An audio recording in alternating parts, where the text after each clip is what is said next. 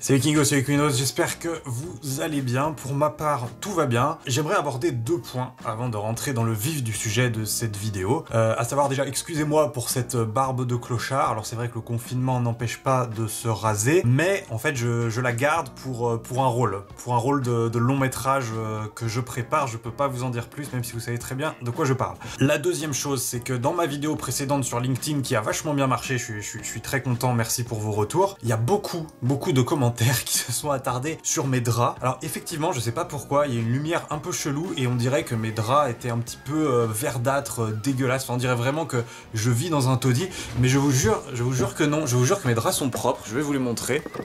Je précise que je les ai pas lavés entre temps, mais vous voyez, il y a une espèce de reflet un peu vert et tout, c'est chelou. Mais voilà, juste pour vous rassurer, je ne dors pas dans de la merde et je ne me mouche pas dans mes propres draps. Voilà, je voulais juste faire ce petit disclaimer parce que vous êtes nombreux à m'avoir fait cette remarque.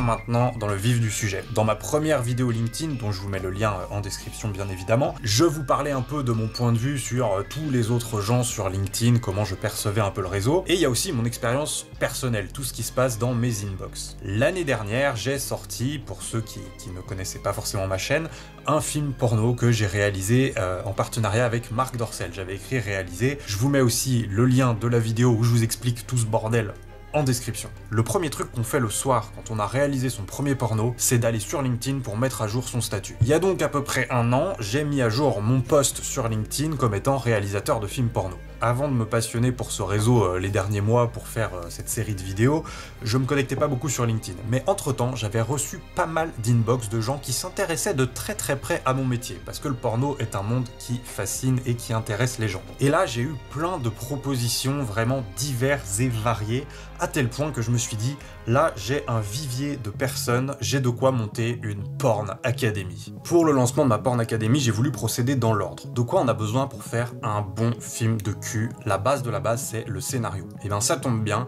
parce qu'il y a un scénariste qui m'a contacté sur LinkedIn. Il voulait pas du tout être acteur, vraiment, juste il voulait écrire des scénarios. Donc, je l'ai un peu tanné, j'ai dû lui envoyer en exemple mon propre scénario de film porno, Intrompable, et il a fini par m'envoyer un exemple de ce qu'il était capable de produire. On va donc le lire ensemble avec ma petite amie Camille, ça s'appelle Burnout, c'est parti. Un homme rentre chez lui dans son appartement. Il jette sa sacoche, dénoue sa cravate, sa femme l'attend en guêpière. Il n'y prête pas attention. Je suis mort. Elle s'approche de lui lentement mais sûrement. J'ai un truc qui réveille les morts. Toujours sans un regard pour sa femme. Faut que je lève le pied un peu au boulot. Tu travailles trop, mon chou. Ouais, tu as raison. La femme le pousse sur un fauteuil. Il s'y laisse choir. J'ai besoin de me détendre. Oui, mais pas trop quand même. Elle commence à caresser le sexe de son mari à travers son pantalon. Celui-ci ne réagit pas. Bon, qu'est-ce qui se passe? Je suis sans réaction, c'est ça? Sans érection, plutôt. C'est le surmenage, chérie. Je ne vois que ça. Surmenage. On n'a pas baisé depuis 2 semaines. À bas les cadences infernales. Non, mais je parlais du bureau. Je crois que je couvre quelque chose. Un burn-out. Elle ouvre la braguette de son mec et y plonge sa main. Un burn-out, tu veux dire? Elle commence à le masturber. Quand je pense que dans la boîte, il y en a qui branlent rien, la femme enfourche son mari. Au boulot, mon gars. Vive les cadences infernales. Baise. Le portable du mari résonne. Ils ont fini. Il se lève promptement, décroche. Ah oui, ok, non, pas de souci. Je reviens au bureau, le travail avant tout. Le mari raccroche et se rhabille pour partir. Désolé, le devoir m'appelle. La femme en pétard, les mains sur les hanches. Pas le devoir conjugal, en tout cas. Fin.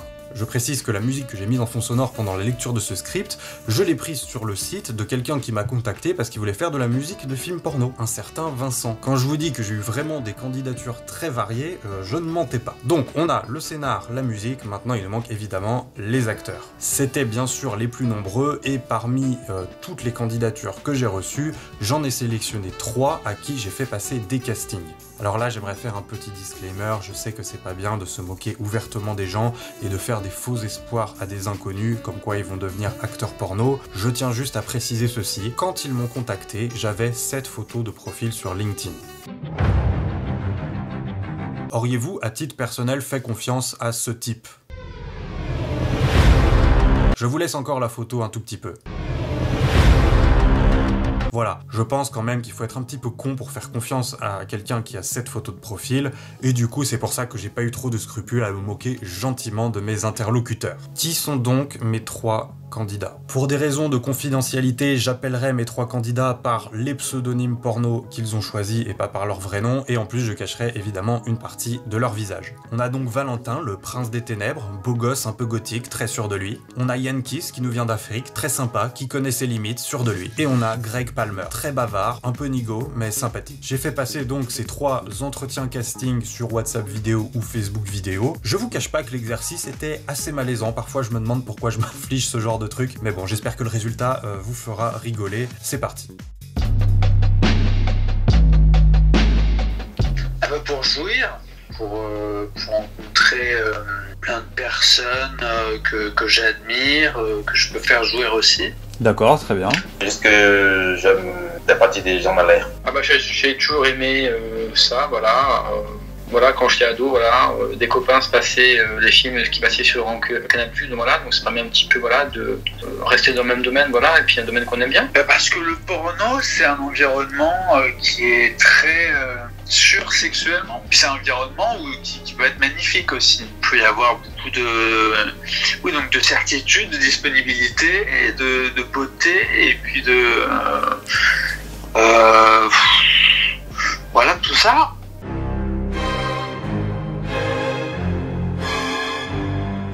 Bah moi, il y a la passion, vraiment.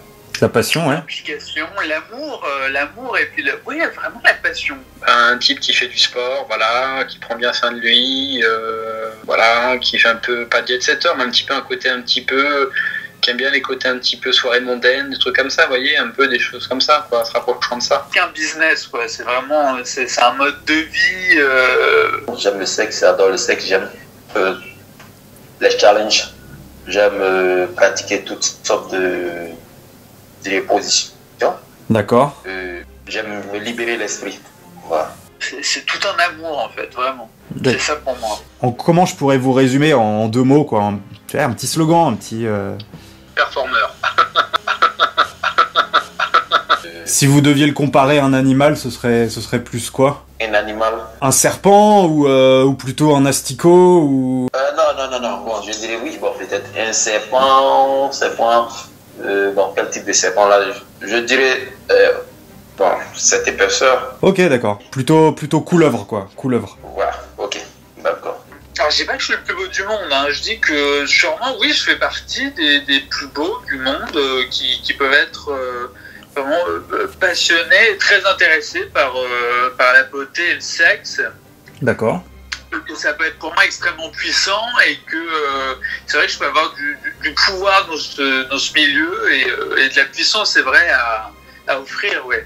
D'accord. Et c'est quoi le réseau? Ça concerne notamment les plus puissants du monde. Ça peut être politiquement, psychologiquement, socialement, physiquement, et que ouais, je pense que j'en fais partie. D'accord. Je suis certain, en fait.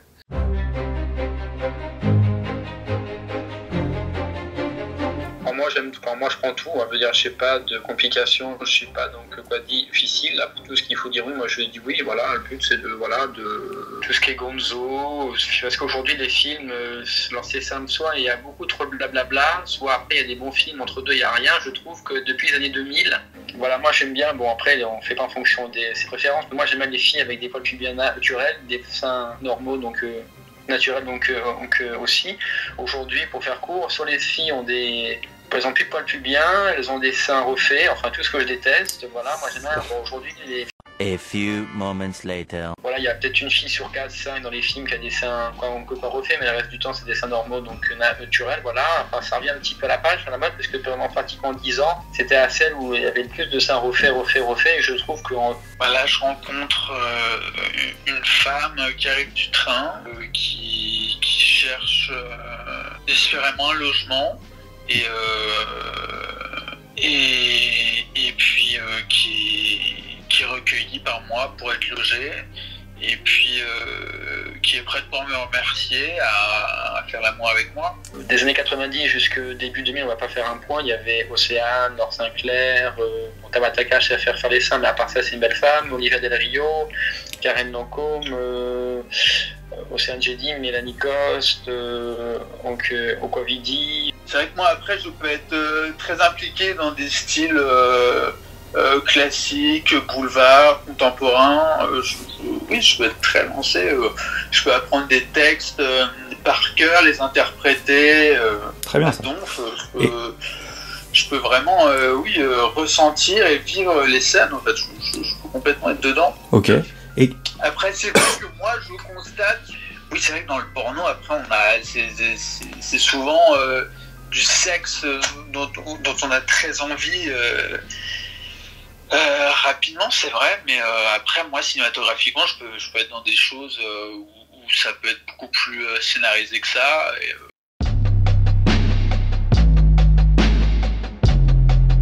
du coup, vous aimez quel type de femme? Je dirais moyenne, pas trop grosse. En début de carrière, ça peut arriver que vous fassiez des scènes avec d'autres hommes. Est-ce que ça pose problème ou ça peut se négocier? Je ne comprends pas bien le sens de la question. Avec d'autres hommes, c'est-à-dire une partouze en quelque sorte. Alors oui, mais il peut ne pas y avoir de filles. Ah non, si vous dites. C'est possible qu'il n'y ait pas de filles du tout. Ça, c'est juste pour ça. C'est pas toujours, hein, mais... En homme, non. Je préfère être franc, non. Ah oui, moi je respecte ceux qui le font, mais moi c'est pas mon kiff, quoi. C'est pas mon truc, ça. D'accord. Après, vous savez, dans le métier, surtout quand on débute, je pense qu'il faut accepter... on n'a pas tout de suite accès aux stars et... faut aimer un peu, il faut aimer toutes les femmes, ça c'est impératif. Et les moches, les vieilles, est-ce que ça par exemple c'est un frein pour vous ou... Pas du tout, non. Est-ce que vous avez pensé à un pseudonyme d'acteur? Yann Kiss. Ok, Yann Kiss. Y-A-2-N-K-I-2-S. Les talons du Sud. Je dois juste vous faire répéter une petite phrase pour être sûr que vous êtes bien consentant, etc. C'est la boîte qui m'oblige. Je jure sur l'honneur et sur la Sainte Bible. Je jure sur l'honneur et la Sainte Bible. Que je suis motivé pour faire l'amour. Que je suis motivé pour faire l'amour. À des bombes sexuelles. En faisant toujours passer le professionnalisme avant le plaisir. En faisant passer toujours le professionnalisme avant le plaisir. Le plaisir, voilà, très bien. Bah merci beaucoup. C'est juste pour parce qu'il y a des gens ils font ça juste pour se faire plaisir, mais c'est avant tout un métier et ça il faut pas l'oublier quand même. C'est très important. En termes d'hygiène, vous êtes irréprochable, rassurez-moi. Ah oui. Hein, parce sûr, que oui. On a déjà eu des problèmes avec des mecs un peu crado. Vigilant par rapport à ça, et puis pour moi-même, pour ma partenaire, forcément, Quand les filles, elles enlèvent le slip et puis qu'il y a du fromage autour, enfin vous voyez ce que je veux dire. Voilà, j'espère que ça vous a plu. Il faut savoir qu'après ces castings vidéo, on a continué à s'écrire un peu avec mes 3 candidats, et je me suis dit, est-ce que ce serait pas un peu marrant de tester un peu leur capacité rédactionnelle? C'est pourquoi je leur ai demandé un peu de me storyteller leur personnage. Je leur ai dit, pas besoin que ce soit vrai, mais racontez-moi en quelques mots votre histoire. Pourquoi on devrait vous sélectionner vous pour devenir acteur? Parce que nous, dans la prod, ce qu'on aime, c'est avant tout des belles histoires. Parce que des mecs qui veulent faire du porno, il y en a plein, mais qu'est-ce qui vous différencie? Je leur avais dit, voilà par exemple ce qu'un autre candidat m'avait envoyé, et j'avais écrit moi-même ce texte-là à leur donner en exemple. Richie Maradona a grandi en Italie. Dès l'âge de 11 ans, il est obsédé par les trous de balles des filles. Mais ses parents lui imposèrent une éducation catholique stricte dans un monastère, et jusqu'à l'âge de 18 ans, il n'eut jamais le droit d'approcher une fille. Bridé, frustré, la tentation a bouilli en lui pendant toutes ces années au monastère, si bien qu'à ses 18 ans, il a pu lâcher le monstre de sexe qui sommeillait en lui. Aujourd'hui, il est surnommé la bête du Gévaudan et a la réputation d'être impitoyable, infatigable et ne compte épargner aucun anus. Voilà ce que je leur avais montré en exemple, et voici ce que les candidats m'ont envoyé. Greg Palmer m'a envoyé ceci. Greg a toujours eu une éducation très stricte, mais depuis son enfance, il était toujours obsédé par les seins et les grosses poitrines pulpeuses.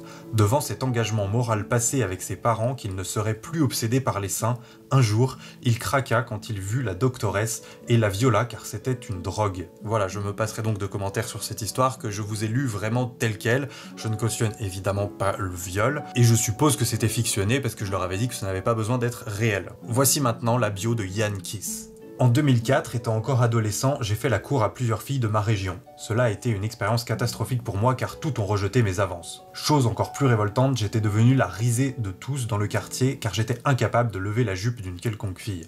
Cela m'a tellement affecté que je me suis juré de devenir un as du sexe, au point qu'aucune fille ne pourra se passer de ma baise. Chose faite aujourd'hui, je suis un roublard du sexe, je baise comme jamais, et les filles en raffolent, elles me supplient même de leur foutre ma bite de manière récurrente. J'aime beaucoup la manière dont c'est formulé, gros pouce vert pour Yann Kiss, s'il vous plaît. Et enfin, Valentin, prince des ténèbres. Moi, c'est plus chic et gracieux. Valentin, qui fut privé pendant son adolescence des plus belles danseuses pour être forcé par un réseau mafieux à boxer avec des abrutis drogués, a réussi miraculeusement à s'enfuir et à retrouver ses plus charmantes copines et à les pénétrer puissamment de tout son amour. Voilà, vous connaissez maintenant les storytelling de mes 3 poulains et vu leur casting. Maintenant, s'il vous plaît, mettez-moi en commentaire celui qui mériterait d'intégrer en priorité ma Porn Academy. Greg, Yankis ou Valentin, vous me dites, c'est vous qui décidez, même si évidemment il ne se passera absolument rien. Voilà, je crois que j'ai à peu près fait le tour de cette seconde vidéo sur LinkedIn. Je suis content parce que le sujet LinkedIn a l'air de bien vous plaire. J'avais, pour votre information, commencé à faire une 3e vidéo qui s'appelait « J'ai tenté d'organiser une partouze sur LinkedIn ». Je pense que malheureusement je publierai jamais cette vidéo sur LinkedIn parce qu'en fait les réponses que j'avais étaient pas super drôles, mais la méthodologie était un peu marrante. Je m'étais créé un faux compte de fille qui s'appelle Charline Coria sur LinkedIn et qui était responsable de la startup Coito Ergo Sum, et voici le message que je spammais à tous les contacts que j'avais. Bonjour, je suis la fondatrice de la startup Coito Ergo Sum, dont le but est d'aider les professionnels à développer leur réseau dans un cadre convivial et original. Nous avons le plaisir de vous inviter à tester gratuitement l'un de nos Sexy After Work qui aura lieu à Paris en mars prochain. Le concept est simple, nous sélectionnons une 30aine de personnes du même secteur d'activité et tout le monde se rencontre lors d'une soirée orgiesquement professionnelle. L'idée est de faciliter les échanges entre personnes d'entreprises différentes afin de créer de nouvelles opportunités professionnelles dans un cadre moins coincé que d'habitude. Vous aviez toujours rêvé de faire décoller votre carrière tout en prenant du plaisir? C'est maintenant possible. Nous avons l'ambition de devenir les leaders français de l'opportunité érotico-professionnelle. N'hésitez pas à me répondre si vous souhaitez participer et être informé des détails de la soirée. Et alors, il y a des gens qui me disaient oui, il y a des gens qui me disaient non, mais en tout cas, les réponses étaient pas folles. J'ai pas réussi à obtenir vraiment des trucs suffisamment drôles pour vous faire une vidéo complète. Si je vous raconte ça, c'est juste pour vous dire que je prépare toujours plein de petits trucs en parallèle. Alors après, je sors pas tout. Des fois, c'est parce que j'ai pas de matière suffisamment riche. Des fois, c'est juste parce que j'ai pas forcément la motivation d'aller au bout. Mais en tout cas, sachez que j'ai plein d'idées et je fais des trucs. Sur ce, je vous remercie d'avoir regardé cette vidéo. N'hésitez pas à me dire ce que vous en avez pensé. Oubliez évidemment pas de vous abonner. Vous pouvez m'ajouter sur LinkedIn, sur Instagram si ça vous fait plaisir. Et je vous dis à très bientôt pour une nouvelle vidéo. Bisous!